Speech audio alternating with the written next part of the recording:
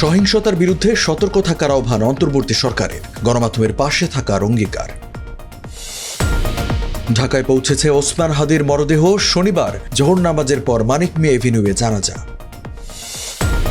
সংবাদ মাধ্যম ও ছায়ানটে হামলায় রাজনৈতিক দলগুলোর নিন্দা, ফারুকী বললেন নির্বাচন বানচালের ষড়যন্ত্র।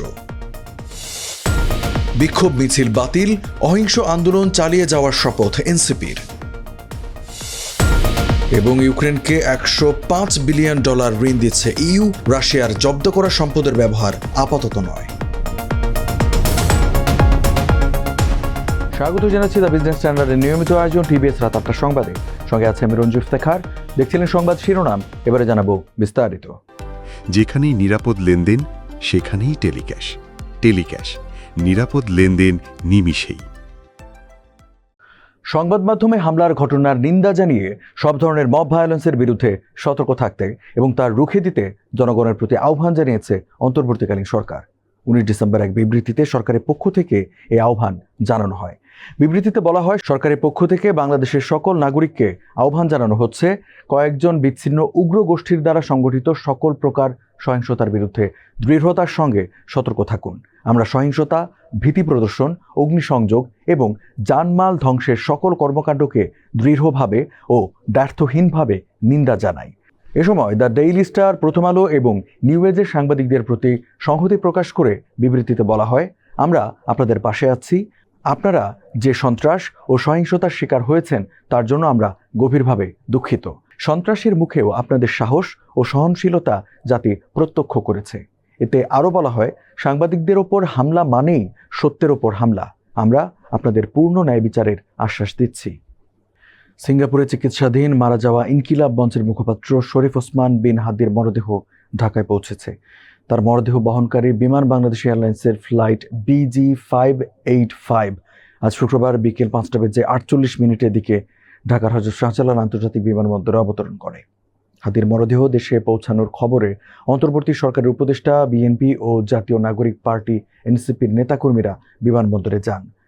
দেশে পৌঁছার পর হাদির মরদেহ জাতীয় হৃদরোগ ইনস্টিটিউটের হিমঘরে নেওয়া হয়েছে। আগামীকাল শনিবার ঢাকা বিশ্ববিদ্যালয়ের কেন্দ্রীয় মসজিদে নেওয়া হবে তার মরদেহ। প্রধান উপদেষ্টার কার্যালয় এক বিবৃতিতে জানিয়েছে, আগামীকাল জাতীয় সংসদ ভবনের দক্ষিণ প্লাজায় ওসমান হাদির নামাজে জানাজা অনুষ্ঠিত হবে। জানাজা অংশগ্রহণে আগ্রহীদের কোনো প্রকার ব্যাগ বা ভারী বস্তু বহন না করার জন্য বিশেষভাবে অনুরোধ জানানো হয়েছে। একই সঙ্গে ওই সময় সংসদ ভবন ও এর আশেপাশের এলাকায় ড্রোন ওড়ানো সম্পূর্ণ নিষিদ্ধ করা হয়েছে। প্রথম আলো, ডেইলি স্টার, ছায়ানট সহ দেশের বিভিন্ন স্থানে মব তৈরি করে হামলা, ভাঙচুর, অগ্নিসংযোগের ঘটনাকে একটি বৃহৎ ষড়যন্ত্রের অংশ বলে মনে করছেন বিএনপির মহাসচিব মির্জা ফখরুল ইসলাম আলমগীর। এসব কর্মকাণ্ডের মাধ্যমে বাংলাদেশে উগ্রবাদ প্রতিষ্ঠার চেষ্টা করা হচ্ছে বলেও তিনি মন্তব্য করেন। রাজধানী ধানমন্ডিতে সাংস্কৃতিক সংগঠন ছায়ানট ভবনে হামলা ও লুটপাটের ঘটনাকে নির্বাচন বানচালের ষড়যন্ত্র বলে মন্তব্য করেছেন সংস্কৃতি উপদেষ্টা মোস্তফা সরোয়ার ফারুকী। জাতীয় শোকের মুহূর্তে এক শ্রেণীর হঠকারী দেশকে অস্থিতিশীল করার লক্ষ্যে এই হামলা চালিয়েছে। এটি কেবল ফৌজদারি অপরাধী নয়, জুলাই গণ অভ্যুত্থানের চেতনারও পরিপন্থী। এদিকে গণমাধ্যমে হামলাকে গণতান্ত্রিক চর্চা ও মত প্রকাশের স্বাধীনতা ও আইনের শাসনের ওপর আঘাত বলে অভিহিত করেছেন বাংলাদেশ জামায়াতে ইসলামের আমির ডাক্তার শফিকুর রহমান। শুক্রবার গণমাধ্যমে পাঠানো এক বিবৃতিতে এই অভিমত ব্যক্ত করেন তিনি।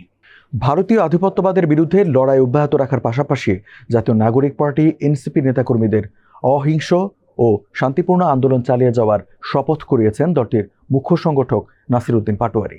তিনি নেতাকর্মীদের নির্দেশ দিয়েছেন, এনসিপির নাম ভাঙিয়ে কেউ সহিংসতা বা জ্বালাও পোড়াও করলে তাকে যেন পুলিশে সোপর্দ করা হয়। শুক্রবার সন্ধ্যা 6টায় রাজধানীর বাংলা মোটরে এনসিপির কার্যালয়ের সামনে আয়োজিত এক সমাবেশে নেতাকর্মীদের হাত তুলে তিনি এই শপথ বাক্য পাঠ করান। সমাবেশে উপস্থিত সবাইকে হাত তোলার আহ্বান জানিয়ে নাসির উদ্দিন পাটোয়ারি বলেন, আমরা শপথ করছি আমরা অহিংস আন্দোলন চালিয়ে যাব, একই সঙ্গে ভারতীয় আধিপত্যবাদের বিরুদ্ধে লড়াই চালিয়ে যাব। এর আগে ইনকিলাব মঞ্চের মুখপাত্র শরীফ ওসমান হাদি হত্যার প্রতিবাদ এবং ভারতীয় আধিপত্যবাদের বিরুদ্ধে পূর্ব ঘোষিত বিক্ষোভ মিছিল বাতিল করে অবস্থান কর্মসূচি পালন করেন জাতীয় নাগরিক পার্টি এনসিপির নেতাকর্মীরা। ইউক্রেনের সামরিক ও অর্থনৈতিক প্রয়োজন মেটাতে আগামী 2 বছরের জন্য বড় অঙ্কের সুদহীন ঋণ দিতে রাজি হয়েছেন ইউরোপীয় ইউনিয়নের নেতারা। EU council president Antonio Costa আজ শুক্রবার ভোরের দিকে এই ঘোষণা দেন। কাতার ভিত্তিক সংবাদ মাধ্যম আল জাজিরার প্রতিবেদন থেকে এই তথ্য জানা গেছে। এর আগে বৃহস্পতিবার গভীর রাত পর্যন্ত চলা বৈঠকে নেতারা সিদ্ধান্ত নেন রাশিয়ার জব্দ করা সম্পদ আপাতত ব্যবহার না করে বরং পুঁজিবাজার থেকে অর্থ ধার করে ইউক্রেনের প্রতিরক্ষা তহবিলের যোগান দেওয়া হবে। কূটনীতিকদের ভাষ্যমতে বিষয়টি নিয়ে দীর্ঘ সময় ধরে নানা আইনি ও রাজনৈতিক জটিলতা কাটানোর চেষ্টা চলেছে। তহবিলের উৎস নিয়ে বিস্তারিত কিছু না জানা গেলেও রয়টার্স জানিয়েছে এই অর্থ আসবে সরাসরি পুঁজিবাজার থেকে এবং এর নিশ্চয়তা থাকবে ইউ বাজেটের ওপর। রাশিয়ার সম্পদ ব্যবহারের যে বিতর্কিত পরিকল্পনা নিয়ে আগে আলোচনা হচ্ছিল তা থেকে আপাতত সরে আসা হয়েছে। দর্শক, এই ছিল টিবিএস রাত ৮টা সংবাদে। এতক্ষণ সাথে থাকার জন্য ধন্যবাদ সবাইকে।